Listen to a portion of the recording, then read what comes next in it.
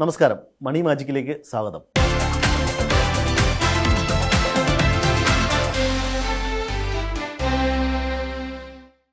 നമുക്കറിയാം, സാലറി കിട്ടിക്കഴിഞ്ഞ് പലപ്പോഴും ആദ്യത്തെ 10 ദിവസം കഴിഞ്ഞ് നമ്മുടെ കയ്യിൽ എടുക്കാൻ ഒട്ടും പണമില്ലാത്തൊരവസ്ഥയിലേക്കാണ് പലരും എത്തിച്ചേരുന്നത്. ഇങ്ങനെയുള്ളൊരു സാഹചര്യത്തിൽ നമുക്ക് നിക്ഷേപിക്കാനോ അത്തരത്തിലുള്ള പണം കണ്ടെത്താനോ കഴിയില്ല. അപ്പോൾ ഇങ്ങനെ വരുന്ന സമയത്ത് ഈ കിട്ടിയ സാലറിയെ എങ്ങനെ ഫലപ്രദമായി ഉപയോഗിക്കണം എന്നാണ് പറയുന്നത്.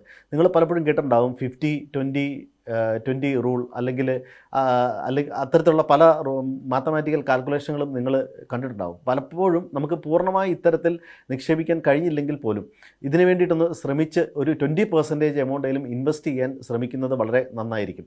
ഇതിനു മുമ്പ് നമ്മൾ കണക്കാക്കേണ്ടത് നീഡ്സും വാണ്ട്സുമാണ്. നമുക്ക് ഒരു മാസം വളരെ അത്യാവശ്യമായിട്ട് ചിലവഴിച്ചേ തീരൂ എന്നുള്ള തരത്തിലുള്ള ചിലവുകളാണ് ഈ നീഡ്സിൽ വരുന്നത്. ഇപ്പോൾ എക്സാമ്പിൾ പറഞ്ഞു കഴിഞ്ഞാൽ റെൻറ്റ്, അല്ലെങ്കിൽ ഫുഡിന് വേണ്ടിയിട്ടുള്ള എക്സ്പെൻസ്, യാത്രാ ചിലവുകൾ, ഇതൊക്കെ നമുക്ക് തീർച്ചയായിട്ടും ചിലവഴിച്ചേ പറ്റുള്ളൂ. അപ്പോൾ ഇത്തരത്തിലുള്ള എമൗണ്ടുകൾ ഇതെല്ലാം കൂടി നമുക്ക് സാലറിയുടെ ഒരു 50% നമുക്ക് ഇതിന് വേണ്ടിയിട്ട് മാറ്റിവെക്കാം.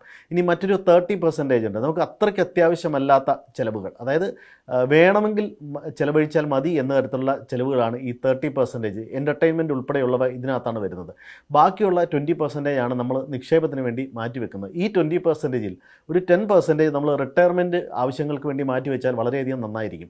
അതായത് ഒരു 25-30 വയസ്സുള്ള ഒരാൾ റിട്ടയർമെൻറ്റിന് വേണ്ടിയിട്ടൊരു 10% തുടക്കം തൊട്ടേ മാറ്റിവെച്ച് കഴിഞ്ഞാൽ വളരെ ചെറിയ എമൗണ്ട് ദീർഘകാലത്തേക്ക് നിക്ഷേപിക്കുവാനും നല്ലൊരു കോർപ്പസ് റിട്ടയർമെൻറ്റ് സമയത്തേക്ക് സമാഹരിക്കുവാനും കഴിയും.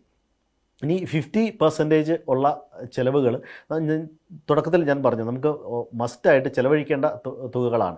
ഇനി ഈ 30%-ൽ നമ്മൾ 1-2 മാസം ബഡ്ജറ്റിംഗ് വഴി നമ്മുടെ വരവ് ചിലവുകൾ കൃത്യമായി കണക്കാക്കുകയാണെങ്കിൽ നമുക്ക് ഒഴിവാക്കേണ്ട ചിലവുകളൊക്കെ കണ്ടെത്താൻ കഴിയും. അങ്ങനെ കണ്ടെത്തിയ ശേഷമുള്ള ഒഴിവാക്കേണ്ടതെല്ലാം ഒഴിവാക്കി കുറച്ചുകൂടെ ഇൻവെസ്റ്റ് ചെയ്യാൻ പറ്റിയാൽ വളരെ നല്ലത്. ഇൻവെസ്റ്റ്മെൻറ്റിന് വേണ്ടിയിട്ട് മാത്രമാണോ നമ്മൾ ജീവിക്കേണ്ടതെന്ന് വെച്ചാൽ അങ്ങനെയല്ല. നമ്മുടെ എല്ലാ തരത്തിലുള്ള എൻ്റർടൈൻമെൻറ്റുകളും ആവശ്യമാണ്. അതിന് വേണ്ടിയിട്ടുള്ള പണം നമ്മൾ കണ്ടെത്തുകയും അതിന് വേണ്ടിയിട്ട് ചിലവഴിക്കുകയും തന്നെ വേണം. പക്ഷേ നമ്മൾ എത്ര വർഷം മുമ്പ് ഇത്തരത്തിലൊരു കരുതലെടുക്കുന്നോ അത്രയും നമുക്ക് നല്ലൊരു കോർപ്പസ് റിട്ടയർമെൻറ്റ് ലൈഫിന് വേണ്ടിയിട്ട് നമ്മുടെ ഫ്യൂച്ചറിൽ ഉണ്ടാകുന്ന എല്ലാത്തരം ആവശ്യങ്ങൾക്ക് വേണ്ടിയിട്ട് നമുക്ക് വിനിയോഗിക്കാനും പറ്റും.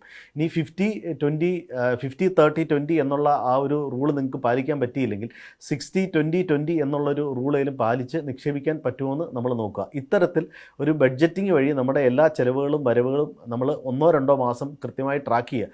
കൂടുതൽ കാലം ട്രാക്ക് ചെയ്യുന്നത് വളരെയധികം ഗുണം ചെയ്യും. ഇത്തരം ട്രാക്ക് ചെയ്ത ശേഷം നമ്മൾ ചിലവുകളെയും വരുമാനത്തെയും മനസ്സിലാക്കി നമുക്ക് അതിനുള്ളൊരു ബഡ്ജറ്റും നല്ല നിക്ഷേപ പദ്ധതികൾ, നിക്ഷേപ മാർഗ്ഗങ്ങൾ തിരഞ്ഞെടുക്കാനും കഴിയും.